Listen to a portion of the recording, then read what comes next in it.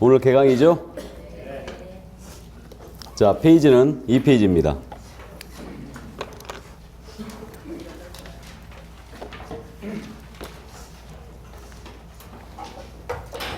저는 한민우라고 합니다.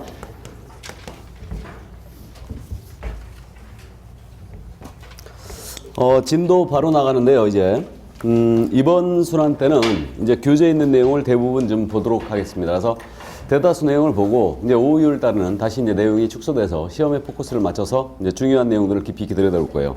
그래서 이번 순환 때는 다시 교재에 있는 내용을 거의 다 훑어본다. 우리 과목은 이제 공인인계사 법령입니다. 그래서 2차 과목에 속해 있죠. 그래서 이제 실무 과목에 속해 있는 과목이고요. 법의 명칭은 공인인계사 법령 및 중개실무입니다.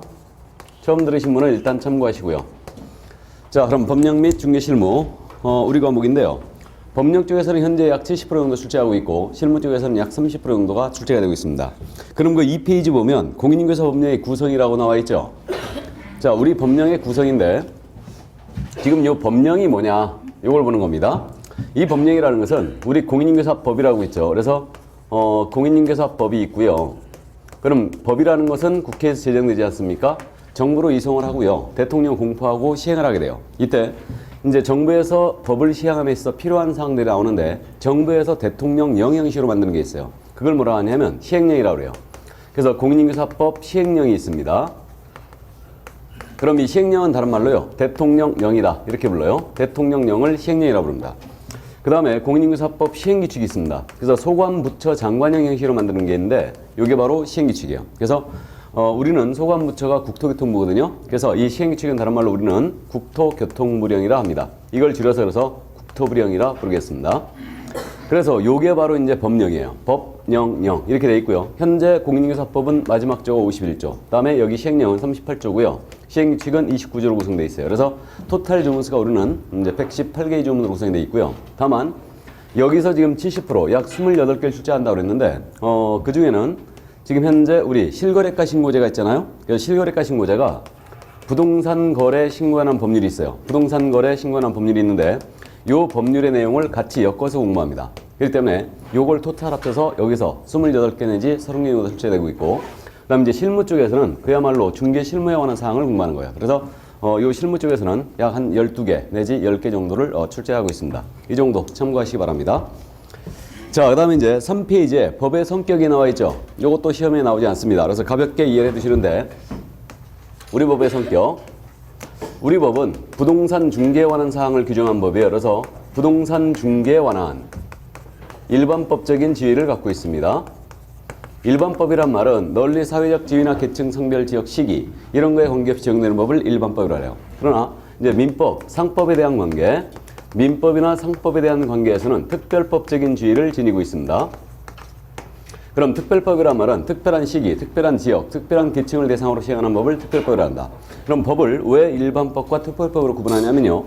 법 원칙에는 특별법 우선의 원칙이라는 게 있습니다. 이 특별법 우선의 원칙이라는 것은 그겁니다.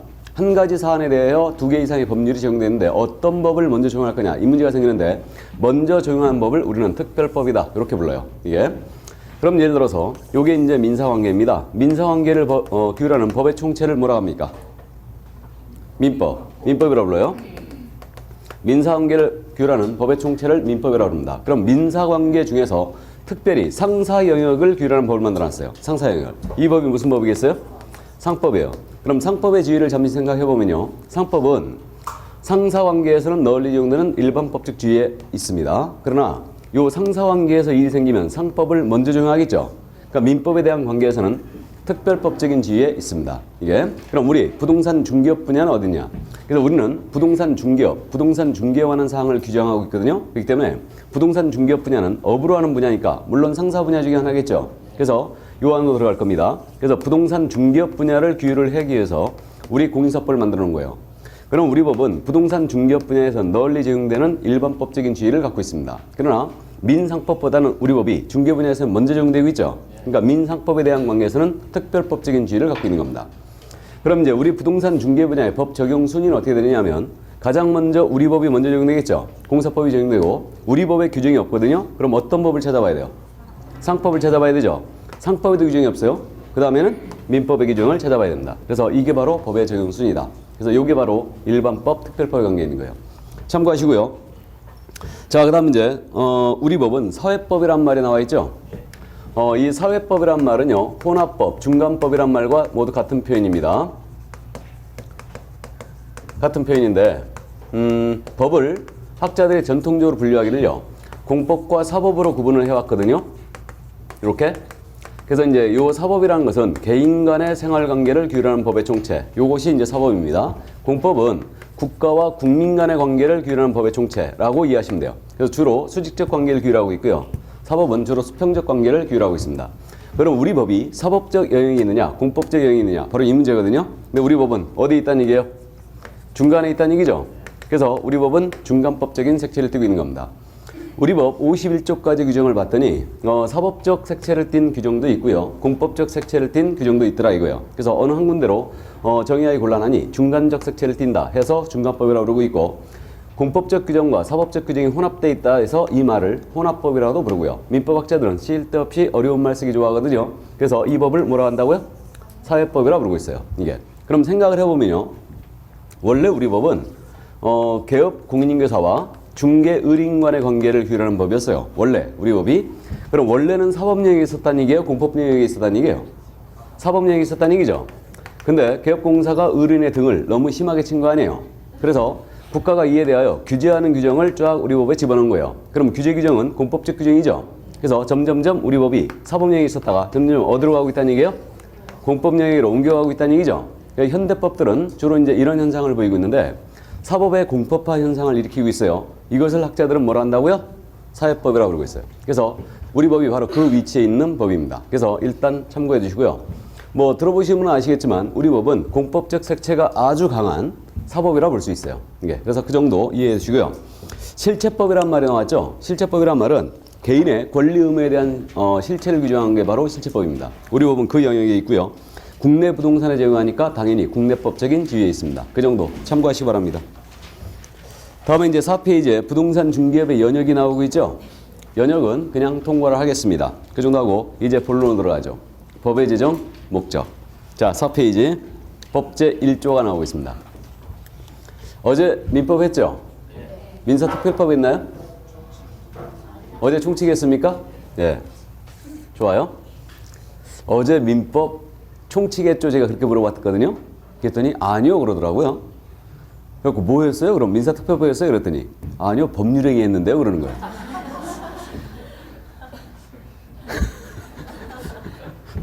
법률행위가 총칙행위죠.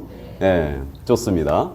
자, 이제 우리가 총칙을 나가고 있어요 지금. 그래서 우리도 총칙이 있습니다. 그래서 이제 3개의 조문으로 일단 구성이 되는데 민법 총칙이 어렵죠. 법률행위 듣긴 들었는데 감이 안 옵니다. 어쨌든 그래서 우리도 총칙이 약간 어려워요. 그래서 처음 들으신 분은 오늘 조금 어려울 겁니다.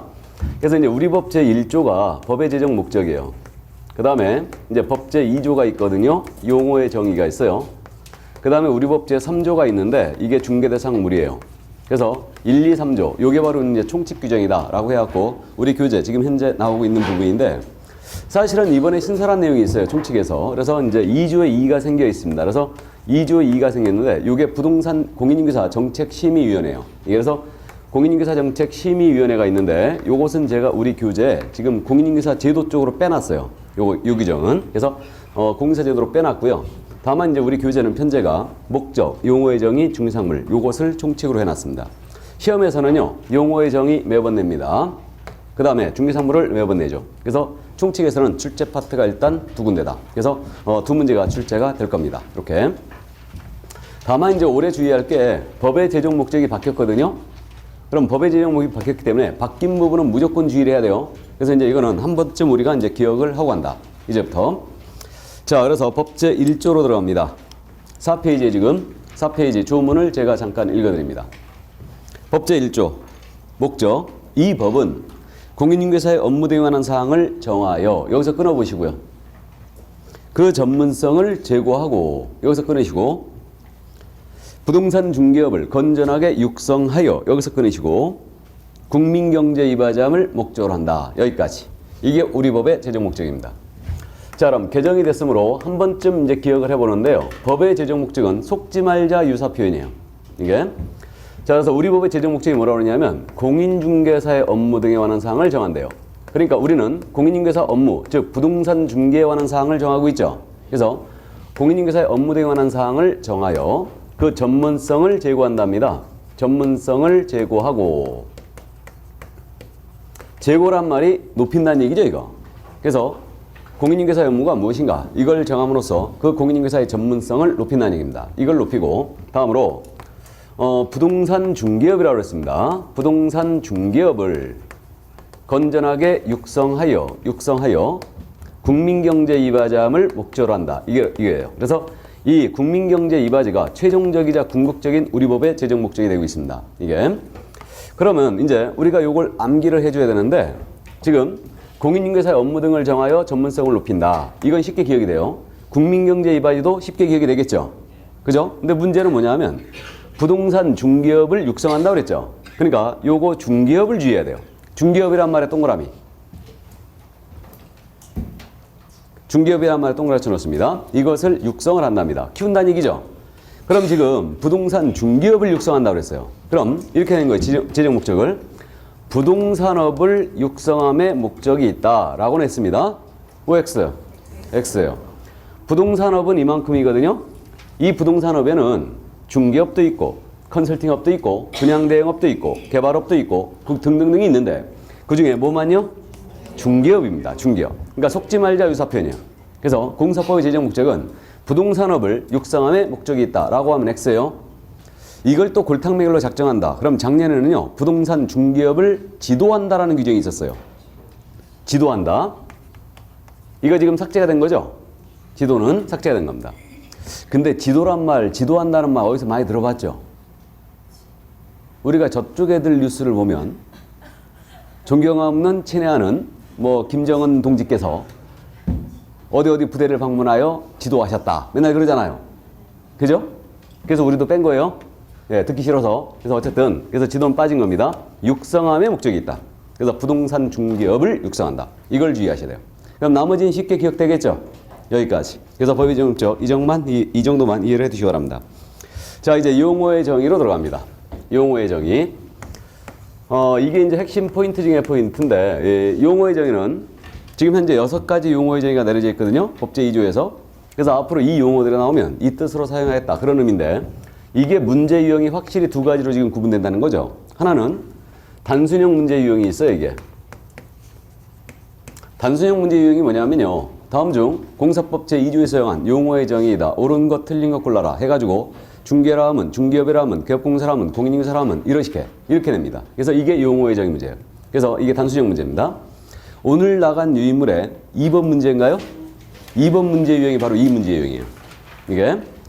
그래서 이런 문제 유형이 있고요. 또 하나는 중개업에 관련된 이론, 판례를 이해하고 있느냐. 이거. 그래서 이런 문제 유형이 있습니다. 이 문제 유형이 오늘 유인물 3번 문제 유형이에요. 이게. 그래서 2가지 문제 유형으로 확실히 현재 구분이 되어 있고, 그러면 이 2 문제를 커버하기 위해서는 여러분들이 6가지 용어의 정의를 모두 암기하고 있어야 되죠. 정확하게 암기를 해 두셔야 되고, 그 다음에 중개에 관련된 판례들을 다 정리를 해 놓으셔야 됩니다. 그래야지만 이 문제를 해결할 수 있어요. 이게. 자, 그래서 이제 6페이지로 바로 넘어갑니다.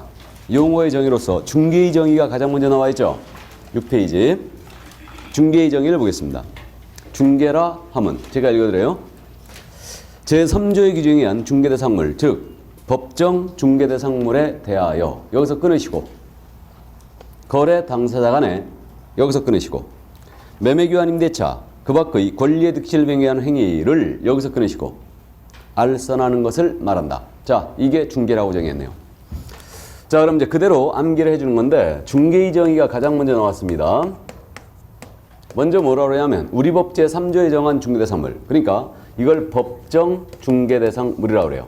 법정 중개대상물에 대하여 거래 당사자 간에 매매 교환 임대차랍니다. 매매 교환 임대차 그 밖의 권리의 득실 변경하는 행위를 알선하는 것을 말한다 그랬어요. 이게 중개라고 정의했습니다. 문장의 생각을 해보면요. 법정 중개대상물이라고 오늘 공부합니다. 오늘 공부하는데 이것은 몇 가지가 정해져 있다? 5가지. 토지라는 게 있고요. 그 다음에 건물이 있고요. 그 다음에 임목, 광업재단, 공장재단이 있습니다. 이 5가지 물건에 대한 사고자 하는 자, 팔고자 하는 자, 세를 놓고자 하는 자, 세를 얻고자 하는 자 사이에 매매교환 임대차, 그 밖의 권리의 득실 변경이랍니다. 그럼 권리의 득실 변경의 대표적인 예시가 뭐예요? 바로 매매교환 임대차예요. 이겁니다. 이것을 알선한대요. 알선은 사전적 의미가 거래가 성립되도록 주선하는 일체의 행위를 알선이라 하는데 쉽게 이걸 바꾸면 소개란 말로 바꿀 수 있어요.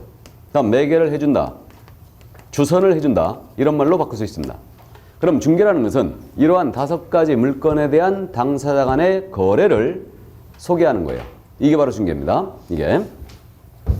그러면 우리가 실생활에서 소개할 수 있는 물건은 대단히 많아요. 대단히 많은데 그중에 우리가 중개라고 소위 정의하는 것은 5가지 물건에 대한 거래를 소개해야 되죠. 그래야지 중개를 하고 있는 거다. 이게. 그럼 이걸 고스란히 암기를 해야 되니까 그림으로 보면요. 토지를 갖고 있는 갑이 있습니다. 자, 이것을 을과 거래하신답니다. 이 거래를 A가 소개하고 있어요. 이게 중개의 기본 그림인데 갑을 사이에 그럼 토지에 대한 매매 계약이 있을 수 있죠. 교환 계약도 있을 수 있죠. 임대차 계약이 있을 수 있어요. 그 다음에 지상권 설정 행위, 지역권 설정 행위, 전세권 설정 행위, 저당권 설정 행위 등등등 이러한 토지에 대한 각종 권리의 득실 변경 행위가 있을 수 있다는 얘기죠. 이러한 행위들을 소개하는 게 전부 다 중개다라고 하고 있는 거예요. 지금 그럼 용어의 정의로 연결시키면 토지는 중개대상물이고요. 그 다음에 갑과 을입니다. 이것은 거래 당사자를 말하고 있고요. 그 다음에 권리의 득실 변경행위는 바로 이 부분이고요. 그 다음에 이 부분은 바로 알선을 얘기합니다. 해서 중개라 함은 법정 중개대상물에 대하여 거래 당사자 간의 매매교환 임대차 그 밖의 권리의 득실 변경행위를 알선하는 것이다. 이게 바로 중개입니다. 이게. 그럼 중개를 한마디로 표현하면 어떻게 될 것 같아요? 한마디로 표현하면 물, 알선. 세탁기 알선은 중개가 아니죠. 그러니까 한정을 해주는데 중개대상 물에 대한 알선입니다. 요게 바로 중개예요. 한마디로 얘기하면. 그러면 이때 중개상물이 아닌 것을 소개합니다. 중개 아니죠. 그럼 상가 중개할 때 우리 권리금이라는 거 있죠. 그럼 권리금은 직기비품에 대한 보상이라든가 영업권 보상의 성격을 띠고 있어요. 그럼 직기비품이나 영업권은 여기 중상물에 들어가 안 들어가요? 안 들어가죠. 그러면 권리금 거래 소개했습니다. 그럼 이건 중개다 아니다? 중개가 아니다. 이렇게 돼요. 그러니까 중개상물이 아닌 것을 소개한다. 중개 아닙니다. 자동차 매매 소개했습니다. 중개 아닙니다. 이거 알선은 소개라고 그랬어요. 그럼 소개하는 행위가 아닌 것도 중개가 아니다. 그러므로 컨설팅을 해줍니다. 이거 상담해 주는 거죠. 또 분양을 대신해 줍니다. 이게 분양대행이거든요. 그럼 컨설팅이나 분양대행은 소개가 아니네요. 그러므로 중개다 아니다? 중개 아니에요. 이거. 그래서 일단 중개를 한마디로 표현하면 중개대상 물에 대한 알선이다. 이겁니다. 자, 그럼 단순형 연습입니다. 단순형. 용어의 정의를 이렇게 냈어요. 중개라 함은 법정 중개대상물에 대하여 거래 당사자 간의 매매, 교환, 임대차를 알선하는 것을 말한다. 이렇게 냈어요. 문제를 OX, X. 어디가 틀렸어요 지금? 중개라 함은 법정 중개사물에 대하여 거래 당사자 간의 매매, 교환, 임대차를 알선하는 것을 말한다라고 냈습니다. 권리득실 행위가 빠졌죠? 틀린 거예요. 그러니까 정확하게 암기해야 돼요. 그러니까 중개라는 것이 이만큼이에요. 중개라는 것이 이만큼인데 여기에는 매매도 있고 교환도 있고 임대차도 있고 지상권 설정에 지역권 설정에 전세권 설정에 등등등 권리득실 행위가 있는데 매매, 교환, 임대차를 알선한 것을 말한다고 했으니까 의미가 축소됐어요. 그죠? 그러니까 틀린 거예요. 그러니까 정확하게 암기하고 있어야 돼요. 또 이렇게 냈습니다. 중개라 함은 중개사무소에 개설 등록을 하고 법정 중개대상물에 대하여 거래 당사자 간의 매매, 교환, 임대차 그 밖의 권리의 득실 행위를 알선하는 것을 말한다 라고 냈습니다. OX. 역시 X. 어디가 틀렸어요? 등록이 들어갔죠? 그래서 틀린 거예요. 그래서 중개가 이만큼인데 이 절반은 등록을 하고 하는 중개가 있고요. 그 다음에 등록을 하지 아니하고 하는 무등록 중개가 있거든요. 무등록 중개를 포함 못했죠? 등록을 하고 입증만 갖고 정의를 내는 거예요. 그러니까 의미가 축소했으므로 틀린 거예요. 그러니까 용어의 정의 정확하게 암기하고 있어야 된다는 얘기죠. 아니면 정확하게 이해를 하고 있든가. 그래서 중기 정의에서는 등록 여부를 따지지 않는다는 얘기입니다. 일단 여기서 자, 그럼 여기서 잠깐 이제 좀 더 짚어보는데 이 토지라는 것은 중개행위의 대상 물건이 되고 있죠. 중개행위의 대상 물건이 되고 있습니다. 이게. 그래서 이걸 줄여서 뭐라 하냐면 이것을 중개대상물이라고 그래요. 중개대상물이라고 부릅니다. 그 다음에 지금 여기 매매교환 임대차, 지상권 설정의 지역권 설정의 등등등 권리 득실 변경행위가 있죠. 이 행위들은 중개행위의 대상이 되는 행위죠. 그래서 이 중개대상행위, 즉 이걸 줄여서 중개대상행위라고 부릅니다. 이렇게 부르고요. 그 다음에 여기 권리들 있지 않습니까? 지상권 설정의 지역권 설정의 일대 이런 권리들, 이것은 중개의 대상이 되는 권리가 되고 있죠. 지금 이걸 줄여서 그래서 이 권리들을 뭐라 하냐면 중개대상 권리라고 부르는 겁니다. 그래서 오늘 우리가 중개대상물을 공부하는데 중개대상물 파트에서 이 부분을 공부하게 돼요. 그래서 중개대상물이 되느냐, 중개의 대상이가 되느냐, 다음에 중개의 대상 권리가 되느냐, 이 문제를 거론하는데 요게 바로 이 중개에서 파생되고 있다는 거예요. 그래서 이것을 자세히 들여다보면 중개상물이 될 수 있는가, 중개대상이가 될 수 있는가, 중개대상 권리가 될 수 있는가가 전부 다 여기서 추론이 되는 겁니다. 이게. 그래서 일단 요거 개념만 이해를 해 두시고요. 그럼 이제 중개에 관련된 이론을 이해하고 있어야 되죠. 이론을. 자, 그러면 먼저 이제 6페이지의 맨 밑에 판례가 실려 있죠. 이 판례를 먼저 소개하고 이 판례 읽어보겠습니다. 이 판례가 무슨 판례였냐면 이거였습니다. A의 중개사무소로 되어 있네요. 근데 갑이 실질 사장입니다. 이거 무슨 말인지 아시죠?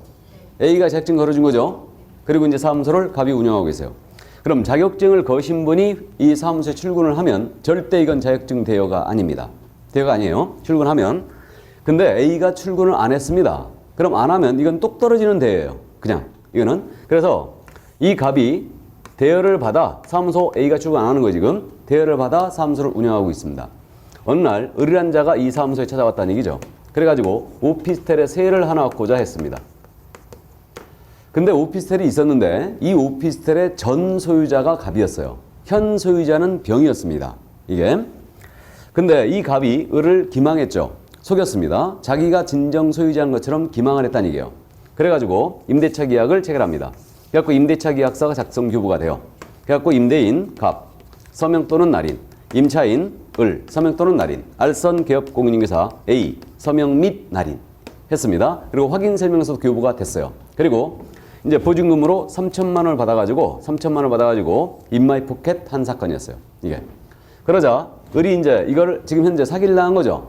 그러니까 A가 형식적으로 A가 지금 현재 공제라는 거에 가입이 돼 있었죠. 우리 이제 처음 들으신 분은 나중에 공부하는데 보증 설정하게 돼 있습니다. 그래서 을인에게 손해핀 걸 방지하기 위해서 이걸 보증을 설정하게 해놨는데 이 A는 공제에 가입이 돼 있었어요. 얼마 가입돼 있겠습니까? 1억 원이겠죠. 1억이 가입이 돼 있어요. 그러자 을이 3천만 원 내가 이자의 중개행위로 말미암아 손해봤으니까 3천만 원 공제해서 지급을 해달라라고 지급 청구를 한 사건이었습니다. 이 사건에서 우리 대법원은 뭐라고 판단했느냐? 이거는 중개로 볼 수 없다. 중개로 볼 수 없다. 그러므로 지급할 필요가 없다 해가지고 을이 패소했습니다. 이거는 왜 그랬을까? 왜? 중개라는 것은 제3자적 입장에서 당사자의 거래를 도와주는 행위다. 이게 중개인데 이 사건을 보건대 형식적으로 지금 현재 요거 A가 중개한 것처럼 돼 있죠. 근데 실질은 A가 출근 안 했죠. 지금 안 했으니까 갑이 사실은 A의 도장을 찍은 거 아니에요 지금. 그래서 이것은 직접 당사자로서 계약을 하고 편취한 것이다. 그러므로 이건 당사자로 했기 때문에 3자적 입장에서 당사자의 거래를 도와주는 행위라고 볼 수 없다라고 했죠. 그래서 결국은 이건 중개로 볼 수 없기 때문에 공제기관은 지급 책임이 없다라고 해버린 거예요. 이게. 조금 납득이 안 가죠. 웬만하면 지급해라 라고 했을 것 같은데 이게 이자를 보호하기 위해서. 근데요 이게 이제 대법원이 그런 이유가 여기 A 명의를 빌려준 자 있죠. 명의를 빌린 자는 상법상 명의 대여자의 책임이 있습니다. 명의 대여자는 절대 책임을 못 면해요. 그렇기 때문에 이자가 돈이 있었나 봐요. 그러니까 이자한테 가서 받아라. 바로 이익이죠. 결국 그래서 이거 패소했어요. 그래서 결국 중개의 개념을 지금 현재 확증을 시킨 그런 판례였는데 그래서 직접 당사자로서 한 행위는 이건 중개가 아니다? 중개가 아니다. 이렇게 된 거예요. 자, 그럼 판례 읽어드립니다. 갑이 공사자격증과 등록증을 대여받아 밑줄 쫙 긋고요. 중개사무소를 운영하던 중 오피스텔을 임차하기 위하여 위 중개사무소를 방문한 을에게 자신이 오피스텔을 소유하고 있는 것처럼 가장하여 직접 거래의 당사자로서 임대차 계약을 체결한 경우. 밑줄이에요. 직접 거래의 당사자로서 임대차 계약을 체결한 경우. 밑줄 긋고 비록 임대차 계약서의 중개사란에 중개사무소의 명칭이 기재가 되고 공인중개사 명의로 작성된 준사물 확인 설명서가 교부되었다고 하더라도 갑의 위 행위를 객관적으로 보아서의 통념상 거래 당사 사이에 임대차를 알선 중개하는 행위에 해당한다고 볼 수 없다. 중개하는 행위에 해당한다고 볼 수 없다의 밑줄입니다. 알아보시겠어요? 그러니까 포인트가 그거예요.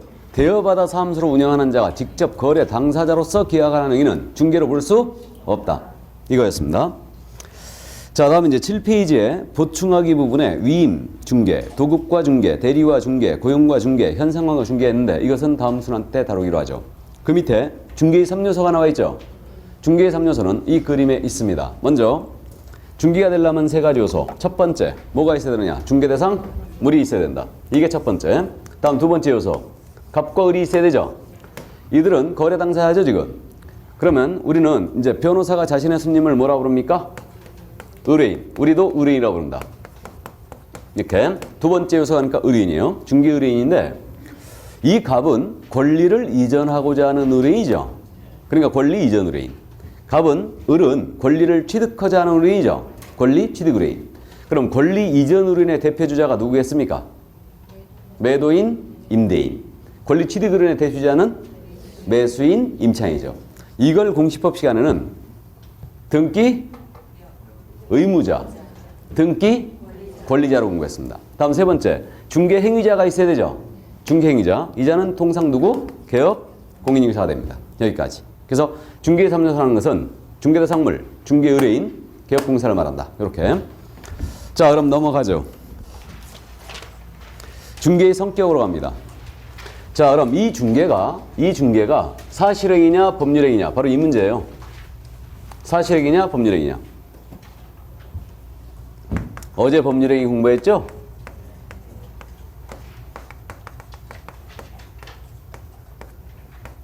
법률행위 기억나는 말이 뭐 있어요? 의사표시. 좋습니다. 어제 공부하기를 그랬을 겁니다. 법률행위라는 것은 어떤 법률효과 발생을 목적으로 하는 하나의 의사표시 또는 수개의 의사표시를 불가결의 요소로 하는 법률 요건이다. 이거 공부했죠? 어쨌든 법률행위라는 것은 의사표시를 불가결의 요소로 하고 있어요. 어떤 법률효과 발생을 목적으로 하고 있습니다. 그러면 법률행위의 대표적인 게 뭐다? 예? 계약이다. 대표적인 게 계약이 아니에요. 계약은 청약과 승낙의 의사표시 합치로 성립되고 있죠. 그럼 우리 중개행위가 과연 이런 계약과 같은 법률행위냐? 바로 이 문제예요. 그러면 이자의 업무활동을 생각해 볼까요? 토지 팔아달라고 중개 의뢰 받습니다. 그러면 이 토지에 대한 등기상 증명서 떼봐야 되죠. 토지장도 떼봅니다. 현장 가서 살펴보죠. 그럼 등기상 증명서를 발급받는 행위 자체, 이것은 어떤 법률 효과를 발생을 목적으로 하는 의사표시를 하고 있는 것은 아닌 걸로 보입니다. 맞죠? 그 다음에 의뢰 현장 보자고 그래요. 그럼 현장 모시고 안내하죠. 그럼 이것도 법률 어떤 권리 변동을 목적으로 하는 의사표시를 하고 있는 것은 아니에요. 이해되시죠? 그러면 우리 중개행위 자체는 사실행위다, 법률행위다. 사실행위에 불과하죠. 사실행위입니다. 그래서 현장 안내를 한다는 사실, 등기상 증명서를 발급받는다는 사실, 계약서를 작성한다는 사실, 확인 설명을 한다는 사실행위에 불과합니다. 법률행위가 아닙니다. 그러나 이 계약이 성립되도록 주선하는 행위죠. 도와주는 행위예요. 그러니까 중개행위는 보조행위입니다. 계약이 성립되도록 도와주는 보조행위이고요. 나아가서 등기상 증명서 같은 거 다 떼놓고 있죠. 준비행위에 해당하는 거죠. 이렇게 됩니다. 그리고 자, A는 갑으로부터 이제 중개를 의뢰를 받습니다. 그 다음 토지에 대한 거래를 중개하고 있는데, 그러면 A는 이 토지를 중개함에 있어서 이 갑의 대리인으로서 중개하고 있는 거예요? 아니죠. 그럼 중개행위는 대리행위다 아니다? 대리행위 아니에요. 그 다음에 갑과 을의 심부름꾼으로서 이 토지를 중개하고 있는 것도 아닙니다. 그러면 사자로서의 행위도 아니란 얘기죠. 홀행위로서의 행위는 더더욱 아닙니다. 그래서 이 얘기는 무슨 얘기냐? 우리 중개행위는 독자적 행위란 얘기죠. 독자적 행위다. 대리행위도 아니고 수임인으로서의 행위도 아니고 나아가서 사자로서의 행위도 아니다. 그러니까 독자적 행위란 얘기예요. 이겁니다. 그래서 결론. 중개는 사실행위다, 법률행위다? 사실행위다. 이걸 명심합니다. 사실행위다. 지문이 이렇게 떴어요. 부동산 중개는 재산상의 법률행위에 해당한다. 이렇게 냈습니다. OX, X. 틀렸죠? 어디가 틀렸어요? 법률행위가 틀렸어요. 이게 틀렸습니다. 근데 눈이 어디가 있어요? 재산상에 가 있죠? 그러니까 확실히 알고 가야 됩니다. 중개는 사실행위입니다. 법률행위가 아니에요. 그러나 법률행위를 보조하는 준비행위에 해당하죠? 그 얘기입니다. 자, 그럼 중개의 성격 이해해 두시고 중개의 종류가 그 밑에 나오고 있는데 이 중개의 종류에 대해서는 상사중개냐 민사중개냐 요거만 보고 갑니다. 이게 그러니까 부동산 중개가 어디에 해당하는가 요거만 이해하면 돼요. 이게 자, 그러면 우리 민사중개가 있고 상사중개가 있는데 부동산 중개가 어디에 해당하는가 바로 이 문제입니다.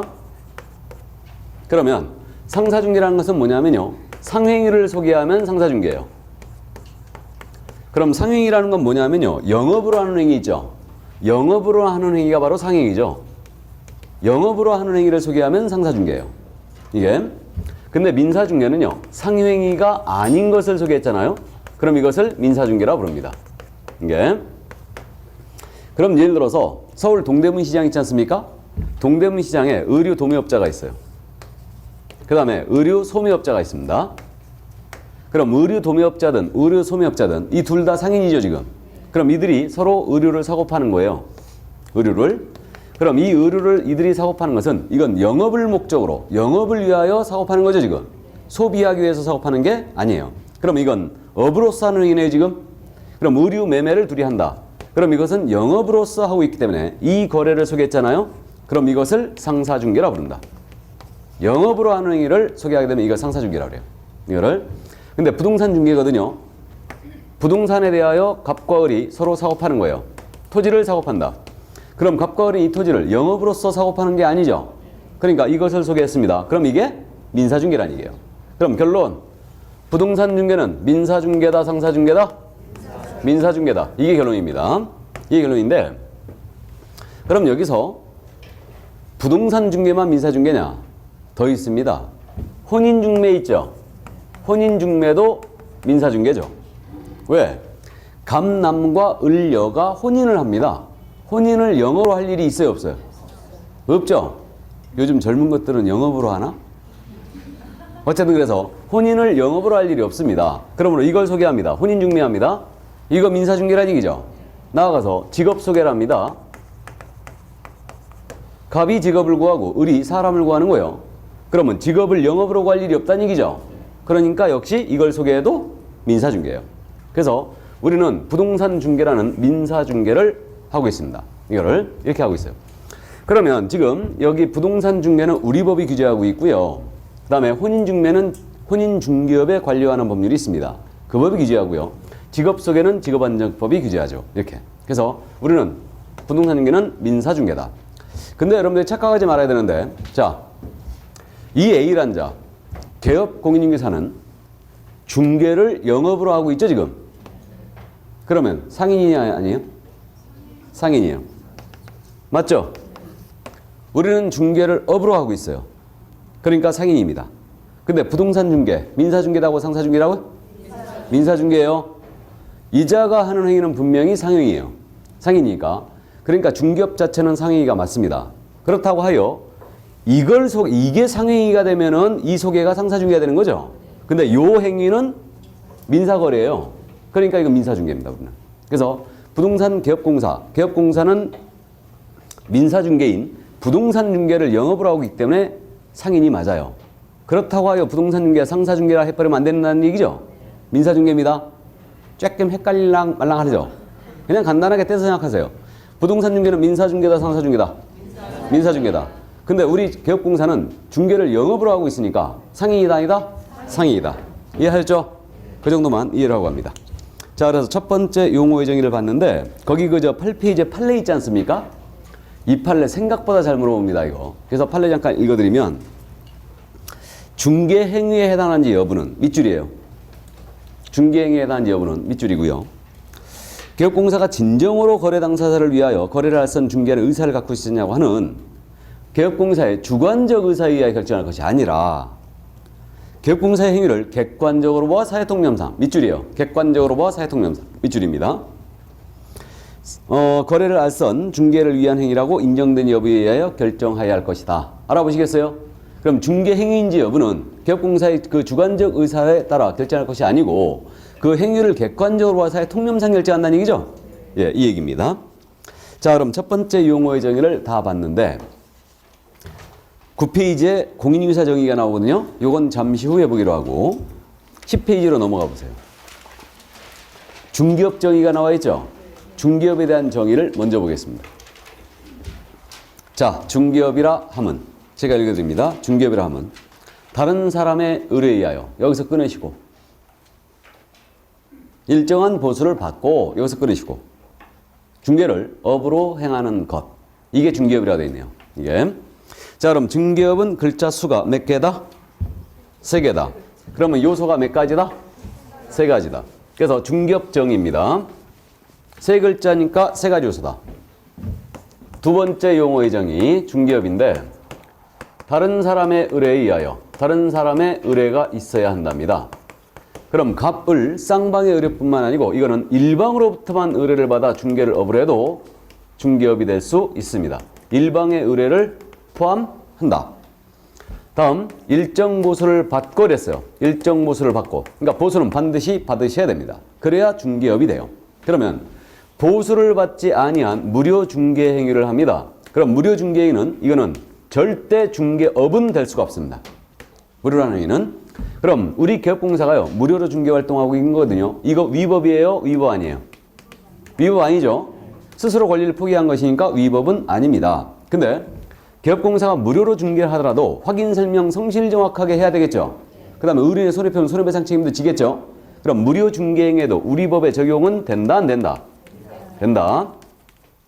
이거 엄청 잘 물어보는 판례거든요. 나중에 이제 손해배상 쪽에서 언급이 되는데 손해배상 쪽에서 판례가 그런 판례가 있어요.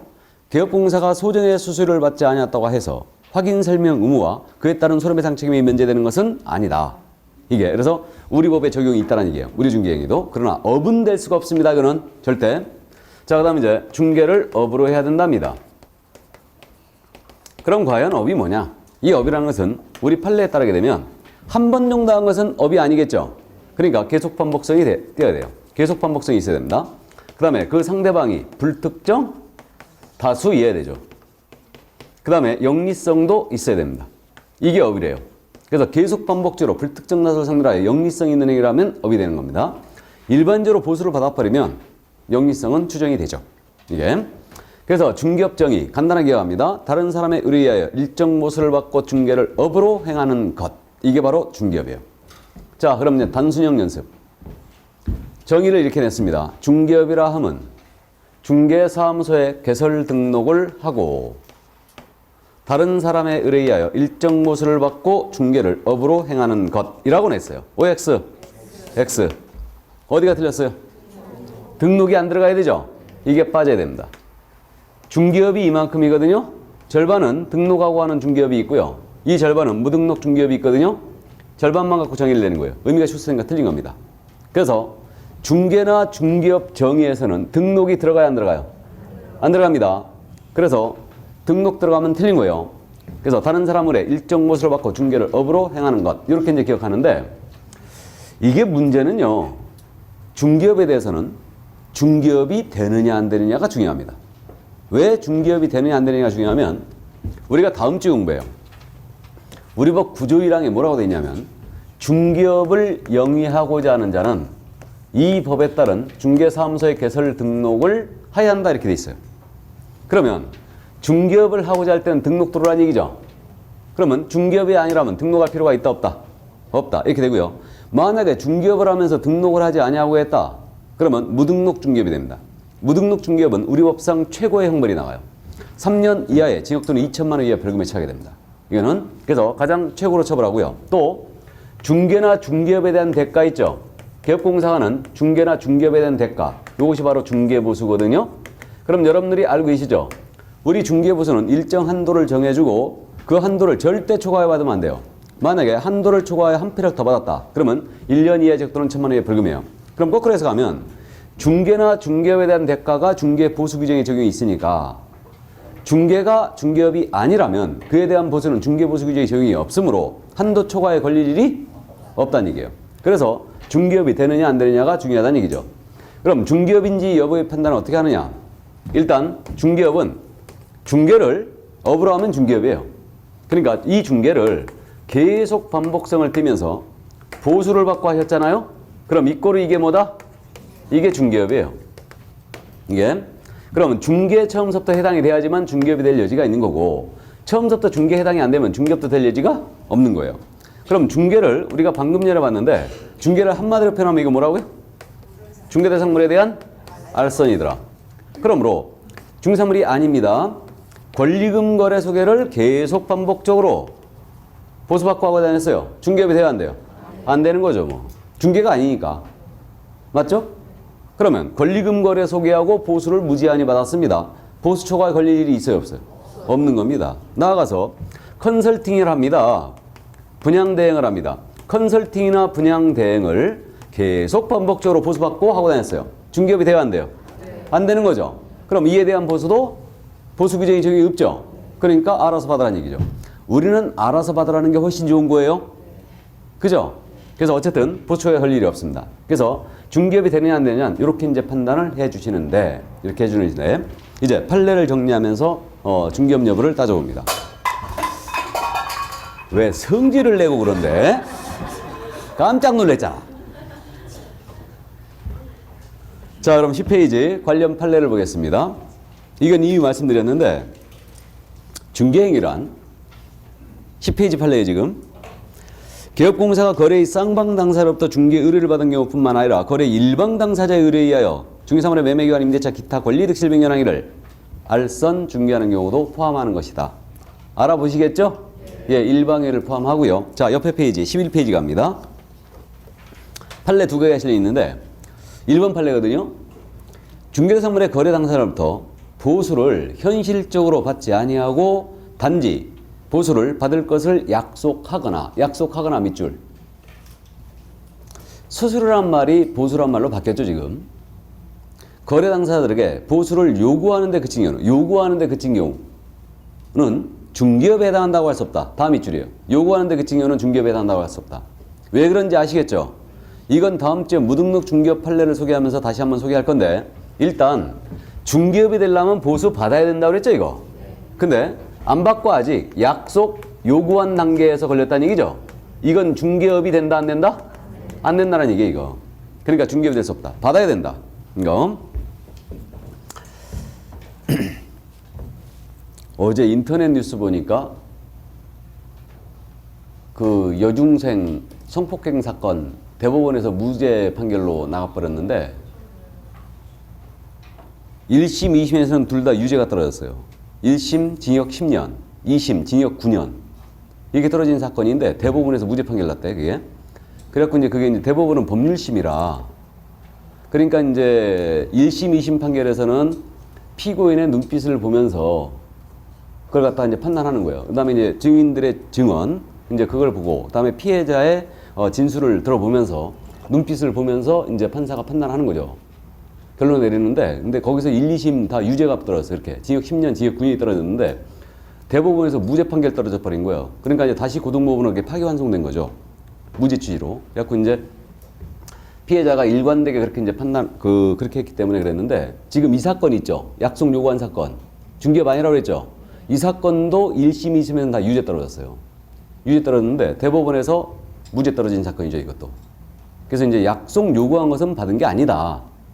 그러니까 법률적으로만 딱 보기 때문에 대법원에서는 사실심과, 그러니까 1, 2심을 사실심이라고 하는데 사실심과 다른 판단이 나올 수 있는 거예요. 그래서 어제 뭐 인터넷이 떠들썩 하던데 그것 때문에. 그래서 그 말이 안 되는 판결이다, 이게. 그래서 어쨌든 뭐 여중생이 막 고등법원에서 다시 나와갖고 막 울고 난리였다는데, 이게. 근데 대법원이 이제 이유가 있겠죠. 그러니까 법률적으로 봤을 때. 그랬으니까 그랬을 텐데, 어쨌든. 대법원 판단이 뭐 법률심이기 때문에 법률적인 관점에서 판단하기 때문에 사실심과 다른 결론이 나올 수는 있어요. 일단은. 자, 그러면 1번 판례. 약속 요구한 것은 안 받은 거예요. 그러니까 무등록 중개업이 아닙니다. 이거는. 이렇게 되고요. 다음 2번 판례 보시죠. 부동산 중개 업무는 밑줄이에요. 부동산 중개 업무는 밑줄입니다. 법제 46조 제11호 정하고 있는 중개에 관한 행위로서 기본적 상행위에 해당하고, 이거 밑줄이에요. 기본적 상행위에 해당하고. 그럼 이거 우리 중개 업무는 상행위다 아니다? 상행위란 얘기죠. 그럼 그 다음의 내용이 지금, 이거는 제가 판례를 소개하고 다음 내용을 읽어드리겠습니다. 지금 이 사건이 무슨 사건이었냐면요, 아주 독특한 사건이었는데, 갑의 개업공인인계사는 A였습니다. 을의 개업공인인계사는 B였어요. 둘이 협력을 하여 계약을 성사시켰걸랑요. 토지에 대한 거래였다고 가정합니다. 공동중개를 했다는 얘기죠, 이거. 전형적인 모습인데, 갑이 그랬던 거예요. 토지를 그럼 을한테 판다. 파는데 이 을이 잔금을 지급하지 아니하고 이 계약을 깨버리면 내가 큰 손해를 입게 된다. 그러니까 니들이 을이 잔금을 지급 안 했을 때는 대신 잔금을 지급하겠다라는 각서를 써라 이런 거예요. 그래갖고 개업공사가 보증각서를 써준 거예요. 나 같으면 절대 안 써줘. 이거 자존심 상해서 안 써줍니다, 이거. 그죠? 감히 어디 개업공사한테 보증각서 달라고 해. 그래서 보수 30만 원 받자고 중개를 완성시키기 위해서 보증각서를 써줬던 거예요. 실제로 지급을 안 해버렸어요. 계약이 깨졌습니다. 만약에 잔금이 1억이었다고 가정하죠. 그러자 이 갑이 보증각서를 근거로 하여 A에게 1억 원을 지급 청구했어요. 그러자 A가 야, B도 썼잖아. 나는 5천만 원만 책임이 있다 라고 주장을 했던 거예요. 이러한 주장을 뭐라고 하냐면 분별의 이익의 주장이라고 해요. 그러니까 보증인이 2명 이상이잖아요. 그러면 나눠진 금액으로 난 책임이 있다라고 주장하는 거예요. 이게 분별의 이익 주장입니다. 참고로 민법상 보증을 쓰잖아요. 2명 이상이. 그럼 민법상 보증을 쓰게 되면 이것은 각자 분할된 금액으로 책임을 집니다. 각자 보증이 원칙이에요. 단독 보증이 원칙이라는 얘기죠, 이거. 얘기인데. 근데 상법상 보증을 쓰잖아요. 상행위로서 보증을 쓰게 되면 이때는 연대 보증이 원칙이에요. 연대 보증이. 그럼 연대 보증이란 말 무슨 말인지 아시죠? 각 보증인들이 전액 채무에 대해 책임이 있다는 얘기죠. 이 얘기입니다. 그럼 민법상 보증이라면 5천만 원씩만 책임이 있는 거예요. 이 주장에 대해 우리 대법원은 뭐라고 판단했냐? 개업공사 너는 상인이다. 그럼 네가 하는 행위는 상행이다. 중개인은 상행이다. 그래서 이 상행인 중개를 완성시키기 위해서 보증각서를 써준 행위, 이것도 역시 상행이다. 그러면 이 보증행위는 결국 상행위로서 보증을 쓴 거죠, 지금.